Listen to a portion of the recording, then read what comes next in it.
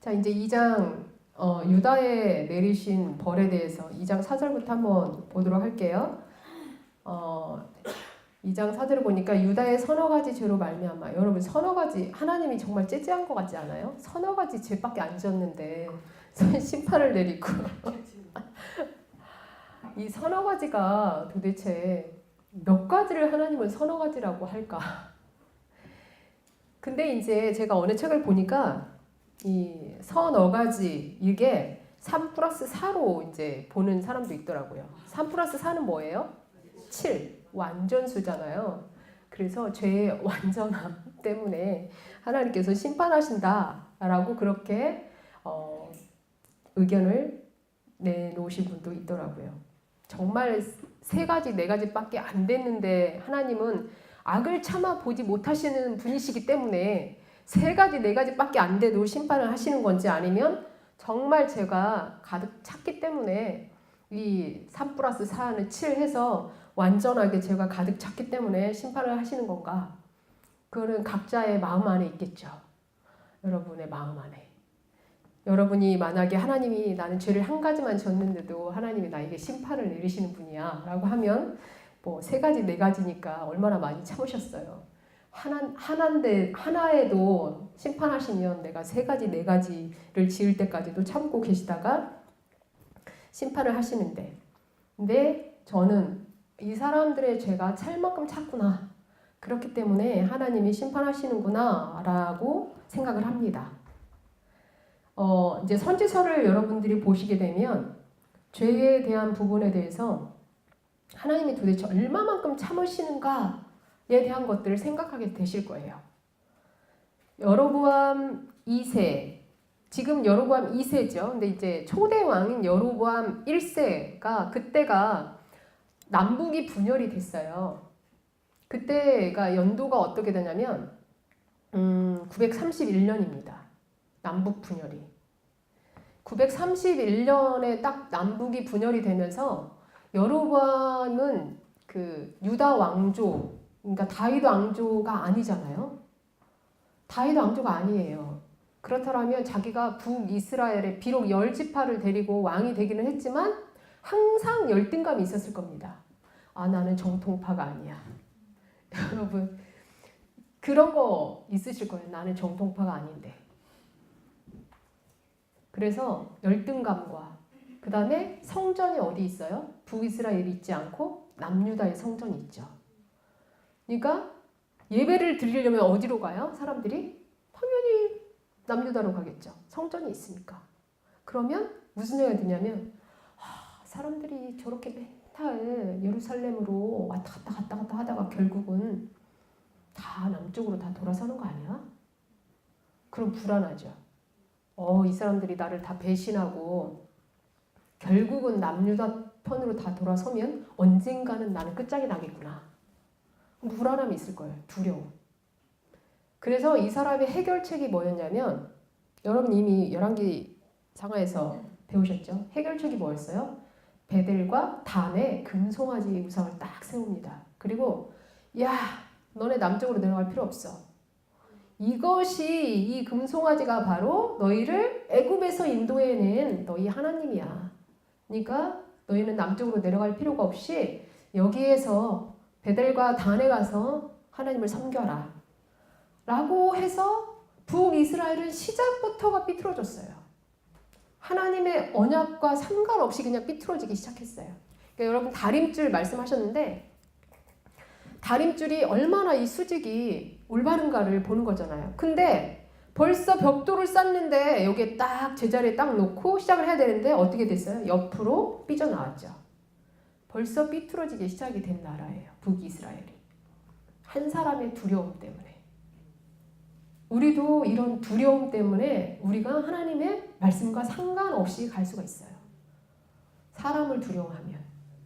그래서 성경에도 사람을 두려워하면 올무에 걸리게 되거니와 라고 말씀하고 있죠. 근데 북이스라엘의 초대 왕인 여로보암의 그 두려움 때문에 북이스라엘은 시작부터가 비뚤어졌어요. 자, 그런데 하나님이 만약에 하나 때문에 심판을 하시기로 한다면 북이스라엘은 여로보암 딱 초대 왕의 끝자리에 났었어야지 돼요. 근데 지금 931년에서 이 여로보암 2세가 지금 통치했던 시기가 마지막 통치의 끝이 753년이에요. 그러면은 931, 753 하면 몇 년일까요? 예. 와, 수학 선생님이신가 봐. 역시 100여 년, 200여 년이 다 가는 시점까지 하나님이 참고 계잖아요. 북이스라엘 끝장 안 내거든요. 북이스라엘 끝장난 때가 722년입니다. 그럼 몇 년을 참았을까요, 하나님이? 그냥 여로보암 1세 때 그냥 끝장을 내버릴 수도 있었는데 722년까지 가요. 931년부터 시작해가지고 하나님이 얼마나 오래 참고 인내하시는가를 볼 수 있습니다. 그리고 열왕기서에서 이제 여러분이 이미 배우셨지만 남유다는 단일 왕조. 딱 단일 왕조예요. 한 왕조로 시작해서 끝까지 가죠. 왕은 19명이고 북이스라엘은 9왕조예요. 왕조가 9번이나 바뀝니다. 그 9번 바뀌면서 왕이 19명이에요. 그런데 그 19명의 왕 중에 한 명도 선한 왕이 없었어요. 웃음이 그냥 저절로 나오죠. 19명, 남유다도 19명, 여왕 한 명과 19명의 왕. 북이스라엘 19명의 왕.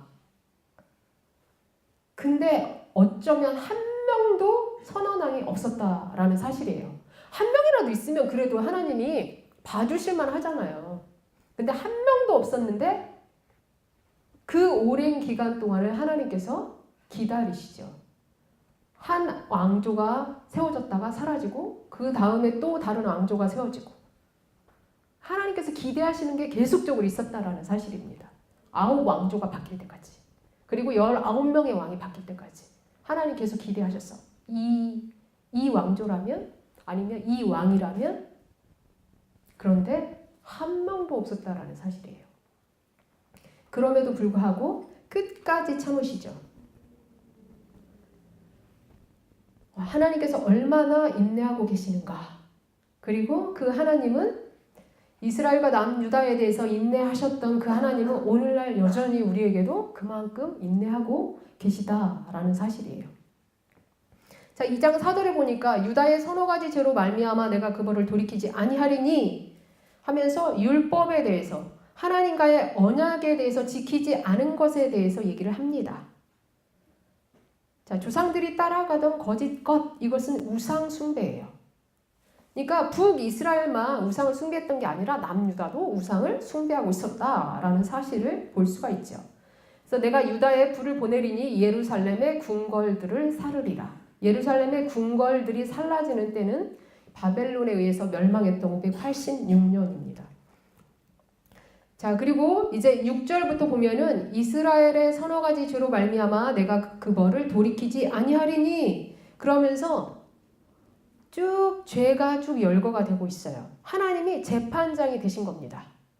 그리고 죄의 증거들이 무엇인가를 쭉 열거를 하고 계세요. 죄의 증거가 뭐냐? 은을 받고 의인을 팔고 신 한 켤레를 받고 가난한 자를 팔고 가난한 사람들을 가장 낮은 가격에 헐값의 종으로 팔아버렸다라고 얘기하고 있어요. 그리고 힘없는 자의 머리를 티끌 먼지 속에 발로 밟고, 그러니까 이 힘없는 사람들은 저항을 할 수가 없잖아요. 그러니까 그들은 밟아도 저항을 할 수가 없기 때문에 이들을 계속적으로 그렇게 착취했다라는 것을 볼 수가 있어요. 이 연약한 자의 길을 굽게 했다. 이것은 재판할 때 사용했던 거예요. 그러니까 힘없는 사람들은 재판에 있어서도 공정한 재판을 받을 수 없다라는 것입니다. 그 다음에 아버지와 아들이 한 젊은 여인에게 다녀서 내 거룩한 이름을 더럽히며, 이거는 우상 숭배와 관련이 있습니다. 바알 종교는요, 신전 창기가 있어요. 그래서 바알을 숭배할 때의 그 예배 의식 가운데 신전 창기와의 성적인 관계가 있습니다. 근데 아버지가 바알을 섬기느라고 그 여자한테 가서 예배를 드리고 왔어요. 그 여자랑 함께. 근데 아들이 또 가서 똑같은 여자랑 예배를 드리고 와요. 그 다음에 이제 8절에 모든 제단 옆에서 전당 잡은 옷 위에 누우며 그들의 신전에서 벌금으로 얻은 포도주를 마시느니라. 전당 잡은 옷, 그러면은 이스라엘 사람들은 그 낮과 밤의 기온차가 심해요. 그래서 그들의 겉옷이 밤에는 그들의 이불이 됩니다. 근데 전당 잡은 옷은 바로 해가 지기 전에 돌려줘라 라고 얘기하고 있어요. 율법에서. 왜냐하면 그렇지 않으면 그들이 덮고 잘 이불이 없습니다. 그렇기 때문에 하나님께서 율법에는 분명히 가난한 자들에 대한 그 법이 있어요. 여러분이 이제 모세오경에 가서 보면은 가난한 자들에 대해서 하나님이 얼마나 생각하고 계시는가를 볼 수가 있죠. 그런데 이 사람들은 지금 북이스라엘 사람들은 강한 자, 힘 있는 자가 힘이 없는 사람들을 지금 짓밟고 착취하고 있다라는 것을 볼 수가 있습니다. 자, 그리고 나서 하나님께서 뭐라고 말씀하시냐면 내가 하면서 하나님이 어떻게 이스라엘에게 은혜를 베풀었는가에 대해서 말씀을 하고 있어요. 자, 아모리 사람들을 그들 앞에서 멸하였나니 하면서 그 사람들이 어떤 사람이었나? 키는 백향목 높이와 같고 얼마나 크고 얼마나 강했는가? 그런데 하나님이 그들의 열매와 아래의 뿌리를 진멸했다. 그들의 힘으로는 도저히 이길 수 없는 사람들이었어요. 그런데 하나님께서 이 사람들, 아모리, 그러니까 가나안 족속들이죠. 이 족속들과의 싸움 가운데서 가나안의 땅을 차지할 수 있도록 하셨다라는 사실입니다. 그리고 그 이전에는 애굽 땅에서 이끌어내어 40년 동안 광야에서 인도하고 광야의 40년 기간 가운데 그들의 옷이 헤어지지 않았고 신발이 닳지 않았다라고 얘기합니다. 그리고 먹을 것은 가나안 땅에 들어가서 첫 곡식을 먹는 그때까지 뭐가 왔다? 만나가 내렸다라고 얘기를 하고 있어요. 근데 그렇게 하나님께서 은혜를 베풀어 주셨어요. 그리고 가나안 땅을 차지하게 하셨죠. 그리고 특별한 사람들을 일으켜 주셨어요. 하나님과의 관계에 있어서 선지자, 그리고 나시린. 나시린은 일반 백성들 가운데서 하나님께 자기 자신을 드려서 섬기도록 하는 사람이에요. 그러니까 레위인은 하나님께서 특별히 구별하는 사람이죠. 그래서 레위인들은 하나님의 성전에서 하나님의 일들을 봉사하는 사람이에요. 하나님께 드려진 사람들이죠. 일반 사람들은 자기 자신을 어떻게 하나님께 드리냐? 나시린 서원을 통해서 드릴 수가 있습니다. 근데 나시린들은 어떤 사람들이냐? 민수기 6장에 보면은 나시린에 대해서 나오는데 나시린은 삭도, 그러니까 머리에 삭도를 대지 말고 머리를 자르지 말고 머리카락을 자르지 말고 그 다음에 포도주와 독주를 마시지 말고 건포도주차도 먹지 말라고 얘기하고 있어요. 그러니까 포도에서 난 거에 대해서는 먹지 말아라. 그 다음에 시체도 가까이 하지 말아라. 그렇게 얘기하고 있어요. 근데 나시린에게 하나님이 선지자를 그 다음에 청년 중에서 나시린을 일으켜 주셨다. 하나님 앞에서의 삶을 어떻게 드려야 하는가에 대한 모범의 사람들을 하나님께서 그들 가운데 주셨다라고 얘기를 하고 있어요.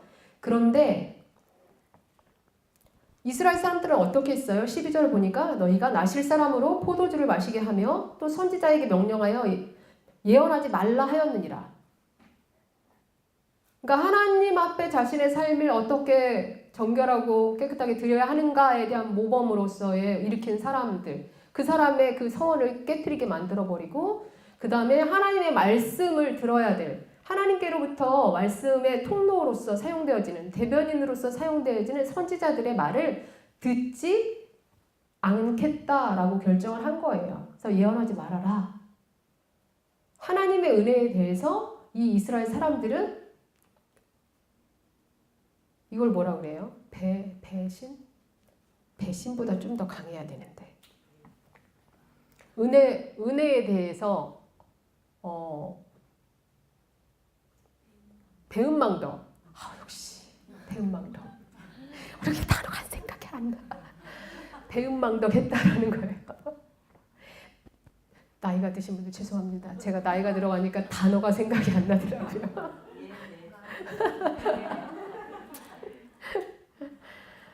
예, 하나님의 은혜에 대해서 배은망덕했다라는 거예요. 그래서 하나님이 뭐라고 이 사람들에게 지금 심판을 내리고 있냐면 13절부터 16절까지 여러분 다 같이 한번 읽어보실까요? 시작!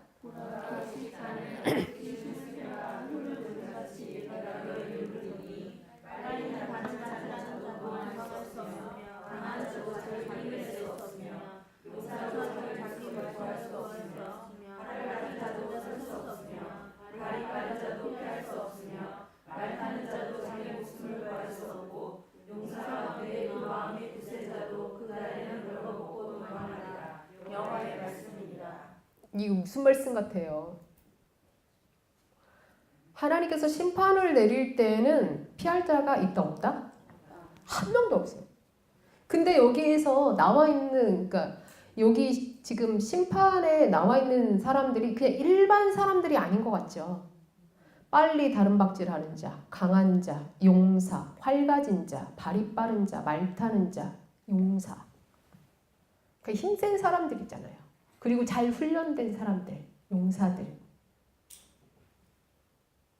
그런 사람들조차도 피할 수 없겠다라고 얘기를 합니다. 근데 지금까지 1장 3절부터 시작해서 유다까지 쭉 보시면 하나님의 심판은 항상 뭘로 내렸어요? 불로. 불. 내가 불을 보내겠다라고 얘기합니다. 불은 정결하게 하는 역할을 하죠. 죄를 태우고, 그리고 옛날에 이스라엘은 전쟁에 나가서 뭔가 탈취물을 가져오거나 하면은 쇠나 이런 것들은 불을 지나가게 했어요. 그래서 정결하게 해요. 자, 지금까지는 계속 불을 보내겠다라고 얘기를 합니다. 근데 북이스라엘은 불을 보내겠다라고 말씀하지 않아요. 13절부터 16절까지 보면 불을 보내겠다라고 말씀하지 않거든요. 힘센 자도 용사도 발이 빠른 자도 피할 수 없을 거다. 근데 13절을 보니까 곡식단을 가득히 실은 수레가 흙을 누름같이 너희를 누르겠다라고 얘기해요. 그러니까 곡식단을 가득 실은 수레, 여러분 한번 생각해 보세요. 곡식단을 이만큼이나 가득 실은 수레가 흙길을 가는데 흙 어떻게 되겠어요? 그러면 수레 바퀴가 깊이 빠지겠죠. 눌러져서. 그러니까 그렇게 누르시겠대요. 근데 거기에서 피할 자가 없고 마음이 굳센 자도, 용사 가운데 마음이 굳센 자도 벌거벗고 도망하겠다라고 얘기합니다. 왜 지금까지는 불로 심판을 하겠다라고 했는데 여기서는 불로 심판을 하겠다라고 하지 않고 너희를 압박하겠다라고 얘기하는 거죠. 너희를 압박하는데 너희가 거기서 피할 수가 없을 거다. 용사도. 왜 그럴까요?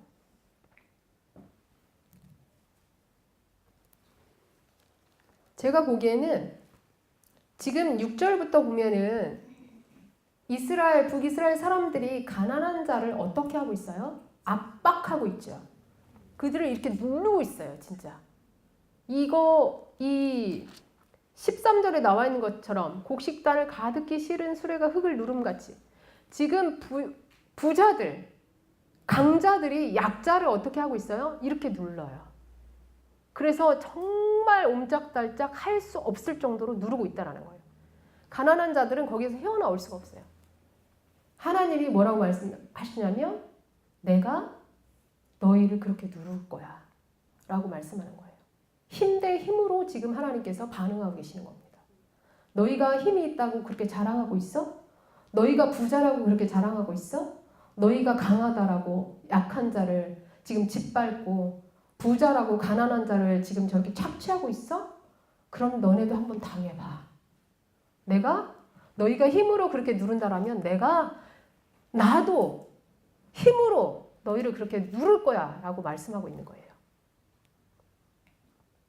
하나님은 항상 인격 대 인격으로 반응합니다.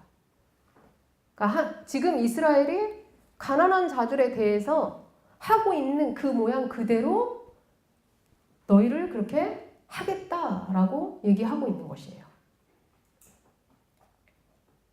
그래서 여러분이 아모스서를 읽어보시면 그들이 교만하게 행하면 하나님께서 교만하게 행하면서 하는 그대로 하나님께서 하시는 것들을 볼 수가 있어요. 무섭죠. 내가 어떻게 다른 사람에게 하느냐에 따라서 나도 그 일을 당할 수 있다라는. 그럼 두려움에 빠져서 살아야 될까요?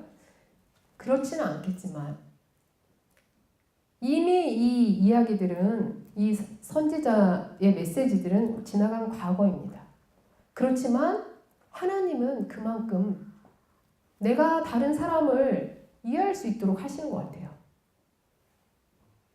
때로는 이해하지 못하는 사람, 그 사람의 상황이 나에게도 올 수 있죠. 인생은 어차피 돌고 도는 거 아닙니까? 저 사람의 상황이 나에게도 올 수 있고 내 상황이 저 사람의 상황이 될 수도 있어요. 그러면서 하나님이 서로를 이해할 수 있도록 하시는 것 같아요. 그래야지만이 서로가 긍휼을 여기면서 살아갈 수 있겠죠. 그러니까 하나님 앞에서 힘들고 어려운 순간이 올 때에 겸손해질 필요가 있는 것 같아요. 하나님이 이것을 통해서 나를 가르치시는 것뿐만이 아니라 다른 사람들을 이해할 수 있는 더 넓은 마음도 주시겠구나. 그래서 겸손하게 배울 수 있는 그런 마음들이 될 수 있는 것 같습니다. 근데 지금 이스라엘에게 너희가 가난한 자들에게 그렇게 하고 있어? 그러면 나도 너희에게 그렇게 한다. 라고 지금 말씀하시는 것이에요. 그리고 이제 3장으로 가시면 이스라엘 자손들아 여호와께서 너희에 대하여 이르시는 이 말씀을 들으라 라고 하면서 내가 이렇게 심판하는 이유에 대해서 얘기를 합니다. 물론 가난한 자를 착취하는 것 때문에 심판을 하시기는 하지만 왜 심판을 하느냐? 애굽 땅에서 인도하여 올리신 모든 족속에 대하여 이르시기를 내가 땅의 모든 족속 가운데 너희만을 알았나니 그러므로 내가 너희 모든 죄악을 너희에게 보응하리라. 왜냐하면 이스라엘이 심판받는 이유는요. 하나님과의 언약을 했기 때문이에요. 하나님과 언약은 이 창세기에서의 아브라함과 하나님의 언약은 그냥 일방적인 언약입니다. 약속 언약이 그냥 하나님이 아브라함이 지키든 지키지 않든 상관없이 그냥 하나님 편에서 무조건 그냥 그것을 이행하시는 거예요. 그런데 이스라엘 백성이 출애굽해서 시내산에서 또한 모압에서 맺었던 그 언약은 조건 언약입니다. 그래서 종주권 언약이라고 하죠. 주인과 종의 언약입니다. 주인은 종을 보호하고 그리고 종이 내걸어 놓은 그 조건을 다 지킬 때에 축복하고 외세의 침입으로부터 지켜주고 이 일을 하는 게 주인이에요. 그렇다면 종은 어떻게 해야 되냐면 주인이 내걸어 놓은 그 조건적인 그 계명들 있죠. 그걸 다 지켜야지 되는 것이에요. 그것을 지키지 않으면 계약이 파괴되는 거죠. 그러면 그 계약이 파괴될 때는 거기에 따라서 저주가 오게 됩니다. 그래서 신명기 28장에 보면 축복과 저주가 있어요. 레위기 26장에도 있고 너희가 이렇게 하나님 말씀을 지키면 너희에게 복을 내릴 거야. 근데 진짜 하나님 너무 세세하게 너희가 나가도 복을 받고 들어와도 복을 받고 떡 반죽 그릇도 오죽하면 떡 반죽의 그릇에도 복이 내리고 그런데 저주가 훨씬 많아요. 그럼 하나님은 저주 내리시기를 즐거워하시는 분이신가? 그게 아니라 너희가 제발 내 언약을 잘 지켜라. 그래야지만이 이런 저주를 받지 않아 라는 하나님의 마음이에요. 그래서 이 사람들은 그 언약에 있는 저주들이 이들에게 딱 올 때 가장 가까이는 가뭄, 그러니까 비가 내리지 않는 거, 그 다음에 깐부기 재앙, 그 다음에 메뚜기 그런 재앙들이 오게 되면은 이 사람들은 딱 알아야 돼요. 왜냐하면 언약을 맺어서 그것을 알기 때문에 이것은 언약적인 저주구나. 언약을 지키지 않았기 때문에 우리에게 이런 일이 오는구나 라고 알고 빨리 하나님께 돌아서야 합니다. 그런데 안 돌아서잖아요. 그러면 이게 단계가 있어요. 처음에는 작은 것부터 시작하죠. 나중에는 이제 전쟁이 나고, 그다음에 전쟁이 나서도 안 되면 이제는 결국엔 뭐가 돼요? 포로로 끌려가요.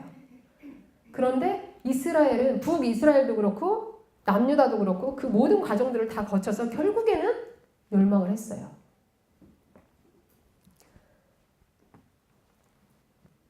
자, 그래서 이스라엘과 하나님과의 관계는 언약 관계입니다. 그래서 하나님께서 애굽 땅에서 인도하여 올리신 모든 족속, 이것은 가문에 대한 것을 얘기해요. 이 족속이라는 단어가 모든 족속이 아니라 씨족, 가문 이런 단어이거든요. 그래서 이스라엘에 대해서 얘기를 하는 거예요. 너희만을 알았나니. 그러니까 하나님께서 모든 나라들 가운데서 너희만, 그러니까 이스라엘만을 알았다라고 얘기를 하는 것이에요. 그렇기 때문에 너희와 내가 언약을 맺었는데 너희가 언약을 지키지 않기 때문에 내가 너희 모든 죄악을 너희에게 보응하겠다라고 말씀하시는 겁니다. 그러니까 선지서 안에서 하나님이 심판하시는 것은 철저하게 뭐에 근거한 거다? 예, 신명기, 율법에 근거한 겁니다. 언약에 근거한 것이에요. 이스라엘 남유다와 북이스라엘에게 있어서의 심판의 근거는 철저하게 율법이에요. 하나님이 그냥 기분 내키는 대로 너 마음에 안 드니까 너 한번 죽어봐, 이렇게 하시는 분이 아니세요. 하나님은 철저하게 언약에 근거해서 심판하시는 분이다 라는 것이에요. 그러면서 여러분 이제 수사적인 의문문이 쭉 나옵니다. 수사적인 의문문이라는 것은 뭐냐면 대답을 기대하지 않는 거예요. 장미꽃이 아름답니? 당연히 아름답죠. 대답할 필요가 없는 거예요. 다 알고 있는 거, 사람들이. 근데 그런 질문을 지금 몇 개를 하고 있어요? 한 9개? 이 정도의 그 질문을 쭉 하고 있습니다. 근데 그냥 우리가 들으면 딱 아는 거예요. 어떤 거냐면 두 사람이 뜻이 같지 않은데 어찌 동행하겠느냐. 아, 요즘에는 뜻이 안 같아도 속마음을 숨기고 동행하잖아요. 그런데 이것은 아마 하나님과 이스라엘의 언약 관계를 얘기하고 있는 것 같아요. 너희가 나랑 언약을 맺지 않았는데 동행하겠어? 너희가 언약 관계이기 때문에 나랑 지금 동행하는 거야. 그러니까 그 다음에 사자가 움킨 것이 없는데 어찌 수풀에서 불을 짓겠느냐. 젊은 사자가 잡은 것이 없는데 어찌 굴에서 소리를 내겠느냐. 제가 아까 말씀드렸죠. 사자는 먹이를 잡기 전에는 절대 소리를 내지 않는다고. 먹이를 잡아놓고 먹이를 잡았기 때문에 지금 부르짖는다라고 얘기하고 있어요. 그 다음에 덫을 땅에 놓지 않았는데 새가 어찌 거기 치이겠느냐. 당연히 덫을 놨으니까 새가 치겠죠. 그리고 잡은 게 있기 때문에 덫이 땅에서 튀어오르겠죠. 여러분이 이거 덫으로 새 잡는 거 한번 해보셨는지 모르겠지만 쥐덫 아시죠? 쥐덫? 쥐가 거기에 딱 해야지만이 탁 튀어오르잖아요. 그런 거니까 그냥 굳이 대답을 하지 않아도 다 아는 거예요. 그 다음에 성읍에서 나팔이 울리는데 백성이 어찌 두려워하지 아니하겠느냐. 나팔은 전쟁을 알리는 거예요. 적군이 침입해온다라고 나팔이 울리는 겁니다. 그럼 당연히 두렵겠죠. 그 다음에 여호와의 행하심이 없는데 재앙이 어찌 성읍에 임하겠느냐. 그러니까 언약관계 안에서 재앙이 임한다라는 것은 결국은 하나님이 언약대로 지금 행하고 계시다라는 사실이에요. 그러니까 이것을 딱 들으면 사람들은 아니요, 아니요, 아니요, 그럴 수가 없죠. 이렇게 대답을 할 거예요. 그래서 이것을 통해서 말하고자 하는 것은 뭐냐면 심판이 임하는 것은 다 이유가 있다는 거. 이유 없이 되는 것은 아무것도 없다라는 겁니다. 그러면서 7절에 주 여호와께서는 자기의 비밀을 그종 선지자들에게 보이지 아니하고는 결코 행하심이 없으시리라. 그래서 지금 하나님께서 아모스 선지자를 통해서 말씀하고 있다라는 것이에요. 이런 재앙이 오기 전에, 심판이 임하기 전에 하나님께서 선지자 아모스를 통해서 지금 선포하고 있다라는 사실입니다. 그 다음에 사자가 부르짖은 즉 누가 두려워하지 아니하겠느냐. 주 여호와께서 말씀하신 즉 누가 예언하지 아니하겠느냐. 이것은 아모스가 자신이 예언을 하는 이유는 하나님께서 시켜서 하는 것이다 라는 것을 말을 하고 있는 것이에요. 그러니까 자기가 예언하는 것이 정당하다라는 거. 그리고 자기의 예언은 하나님께서 시켜서 하는 것이다 라는 것을 지금 얘기하고 있습니다. 선지자가 예언을 할 때 만약에 자기 마음대로 예언을 한다라면 얼마나 확신이 없겠어요. 그리고 그것이 이루어질지 않을지도 모르는 그 막연함 가운데서 하는 거. 여러분 중보기도 아시죠? 하나님 말씀하지 않을 때가 말하는 거 두렵고 떨리잖아요.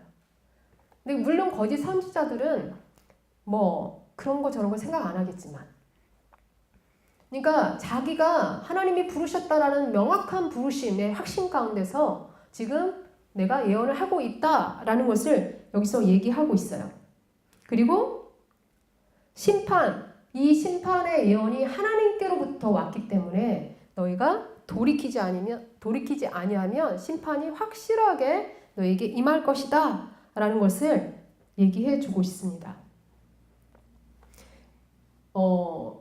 뒤에 보면 심판 가운데 뭐가 있냐면 너희가 이제 때가 이를지라 그때는 말씀을 구하려고 이리저리 달려도 없을 거다라고 말씀의 기갈이 올 것에 대해서 얘기를 합니다. 근데 실제적으로 북이스라엘은 722년이 도래하면서 말씀의 기갈이 왔죠. 왜냐하면 더 이상 하나님의 말씀을 들을 수가 없어요. 나라가 멸망이 있기 때문에. 근데 지금 그러기 이전에 하나님의 말씀이 여기에 있습니다. 그래서 여호와께서 말씀하셨느니라 라는 말이 계속적으로 반복이 되고 있죠. 하나님이 때로는 우리를 책망하시고 꾸짖으실 때가 있을 겁니다. 그런 때가 있죠. 기분 나쁘다고 생각하면 안 되겠죠. 하나님 우리를 사랑하시기 때문에. 왜냐하면 말씀이 먼저 있다라는 것은 우리로 하여금 돌이키도록 하기 위한 것이에요. 그러니까 아모스 선지자를 통해서 지금 하나님께서 이렇게 말씀하시는 것은 내가 너희를 다 죽여버릴 거야 라는 오로지 심판말을 외치기 위한 것은 아니다라는 것이에요. 너희가 지금 이런 죄 가운데 있어서 심판이 선포가 되고 있기 때문에 너희가 어떻게 하라? 돌이켜야 한다라고 얘기합니다. 비록 아모스서의 내용을 보면 거의 돌이켜도 회복될 가능성이 별로 없어 보여요. 거의 이게 멸망이 확정이 돼가고 있는 상황이거든요. 그럼에도 불구하고 그러면 나라가 멸망을 해버렸는데 돌이킨 사람들은 어떻게 합니까? 그래서 선지서에서는 항상 남은 자에 대해서 얘기를 합니다. 남은 자는 나라가 비록 멸망한다 할지라도 개인적으로 돌이키는 남은 자에게는 하나님이 구원을 하시겠다라는 것이에요. 그러니까 전체적으로 다 멸망하는 것처럼 보이지만 그 가운데서 돌이키는 사람에게는 하나님께서 구원이 있게 하겠다라고 말씀하시는 겁니다. 그러니까 나라적으로 국가적으로 돌이키는 것뿐만이 아니라 개인적으로의 돌이킴도 굉장히 중요해요. 자, 그래서 이렇게 하나님이 말씀하신다라는 것은 축복입니다. 이렇게 하나님의 법, 그 다음에 이 하나님의 언약이 지켜지지 않은 상황 가운데서도 하나님이 바로 그냥 멸망시키지 않고 그것을 계속적으로 돌이킬 수 있도록 기회를 주시는 거잖아요. 근데 이 기회를 잡아야 돼요. 근데 이스라엘은 결국에는 이 기회를 놓치죠. 끊임없이 기회를 많이 주셨다라는 것을 4장에서도 볼 수가 있어요. 자, 3장 9절에 보니까 한 몇 분 더 남았네요. 3장 9절에 보니까 아스돗의 궁궐들과 애굽 땅의 궁궐들의 선포하여 이르기를 너희는 사마리아 산들에 모여 그 성중에 얼마나 큰 요란함과 학대함이 있나 보라. 증인들까지 지금 신청을 하는 거예요. 아스돗, 블레셋 쪽이죠. 애굽. 너희들 와서 사마리아가 북이스라엘의 수도예요. 사마리아 산들에 모여서 그 성중에서 얼마나 큰 요란함, 학대함 그것이 있는가 한번 봐. 자기 궁궐에서 포악과 겁탈을 쌓는 자들이 바른 일을 행할 줄을 모르느니라. 불법과 폭력과 그 다음에 부당행위들이 성행하고 있는 것을 지금 너희가 한번 봐라 라고 증인까지 지금 요청하고 있는 것을 볼 수가 있어요. 그러면서 하나님 뭐라고 말씀하냐면 11절에 주 여호와께서 이와 같이 말씀하시되 이 땅 사면에 대적이 있어 내 힘을 쇠하게 하며 내 궁궐을 약탈하리라. 궁궐 안에서 포악이 행해지고 있죠. 그러니까 하나님이 뭐라고 말씀하세요? 네 궁궐을 너희가 그렇게 궁궐 안에서 포악과 약탈을 행하고 있어? 내가 네 궁궐을 약탈할게 라고 말씀하시는 것이에요. 그러면서 12절에 중요한 구절이 나옵니다. 목자가 사자 입에서 양의 두 다리나 귀 조각을 건져냄과 같이 사마리아에서 침상 모서리에나 걸상의 방석에 앉은 이스라엘 자손도 건져냄을 입으리라. 이게 이스라엘의 이제 목동법이에요. 이스라엘의 목동법. 자, 제가 한번 읽어드릴게요. 출애굽기 22장 10절에서 13절에 보면 사람이 낙이나 소나 양이나 다른 짐승을 이웃에게 맡겨 지키게 하였다가 죽거나 상하거나 끌려가도 본 사람이 없으면 두 사람 사이에 맡은 자가 이웃의 것에 손을 대지 아니하였다고 여호와께 맹세할 것이요 그 임자는 그대로 믿을 것이며 그 사람은 배상하지 아니하려니와 만일 자기에게서 도둑 맞았으면 그 임자에게 배상할 것이며 만일 찢겼으면 그것을 가져다가 증언할 것이요 그 찢긴 것에 대하여 배상하지 아니할지니라. 양을 치는 사람들이 이스라엘의 양을 치는 사람들은 자기가 뭐 양을 한 100마리 갖고 있어서 치는 사람도 있겠지만 대부분 그런 사람들이 아니라 다른 사람들 이웃의 집에 한 뭐 3마리, 5마리 이런 양들을 다 모아서 그 양치기가 양을 쳐요. 그런데 양을 치다가 만약에 뭐 짐승, 사자나 뭐 늑대 이런 것들이 나타나서 양을 물어가잖아요. 왜 자기 혼자밖에 못 봤어? 그러면 나는 저 집 양을 내가 잡아먹지도 않았는데 내가 물어줘야 되게 생겼잖아요. 그럼 어떻게 하냐면 나 안 먹었어요. 아무리 백날 얘기를 해도 모르죠. 다른 사람들이 네가 먹었는지 짐승이 잡아갔는지 내가 어떻게 알아. 그러면 어떻게 하냐면 짐승이 그것들을 잡아갈 때 어떻게 하냐면 죽어라고 쫓아가서라도 그 입속에서 뼈다귀라도 하나 건져내야지 돼요. 그 사자 입을 찢고서라도 그 입속에서라도 뼈를 하나 건져내서 이게 바로 당신의 양이 사자에게 물려갔다는 증거야 라고 제시를 해야 됩니다. 자, 하나님과 이스라엘은 언약관계에 있다라고 그랬죠. 근데 이스라엘이 적군에 의해서 다른 대적에게서 이렇게 다 멸망을 하게 되면 누구의 책임일까요? 그냥 이스라엘 백성들의 입장에서 자신들이 지은 죄는 생각하지 않고 이스라엘 입장에서 보면은 하나님 책임. 왜? 하나님은 언약관계잖아. 우리가 적군에게 이렇게 에워싸이거나 전쟁에 나갔을 때 하나님 지키기로 약속했잖아. 언약 안에서. 근데 이스라엘이 이게 죄 때문에 지금 다 죽게 생긴 거예요. 양의 두 다리나 귀 조각. 그러니까 진짜 작은 거죠. 근데 그걸 건져내겠다고 하는 거거든요. 그것을 건져낸과 같이 사마리아에 사는 사람들도 그만큼밖에 건져내지 않을 거야 라고 하나님 말씀하세요. 근데 그러면서 난 책임 없어. 왜? 사자에게 물려가도 뼈다귀 건져내면 나는 내가 안 그랬어요.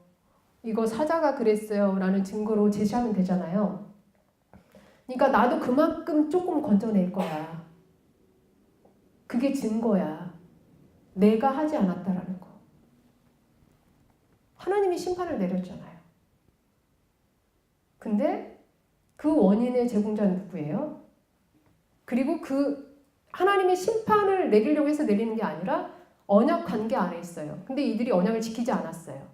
그래서 이들이 지금 멸망을 하게 되는 겁니다.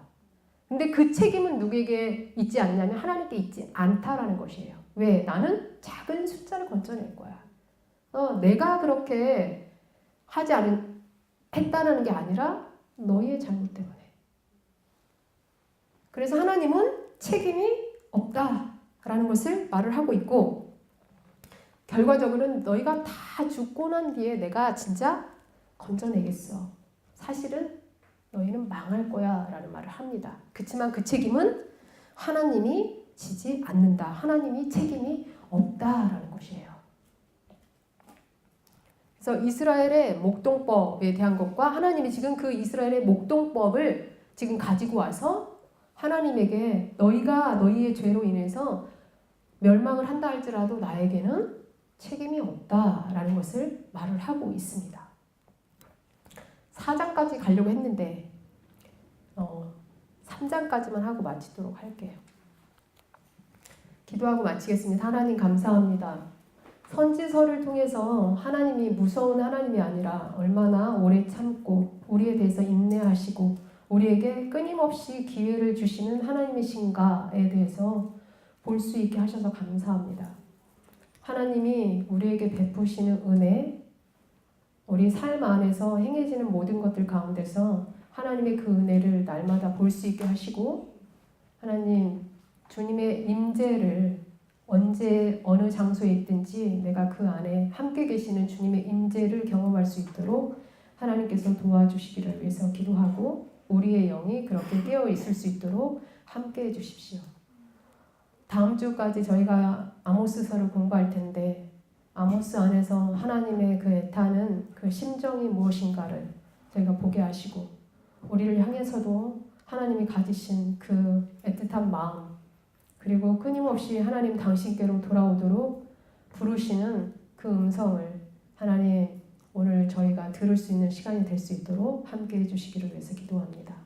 감사를 드리고 예수 그리스도의 이름으로 기도했습니다. 아멘. 수고하셨습니다. 감사합니다.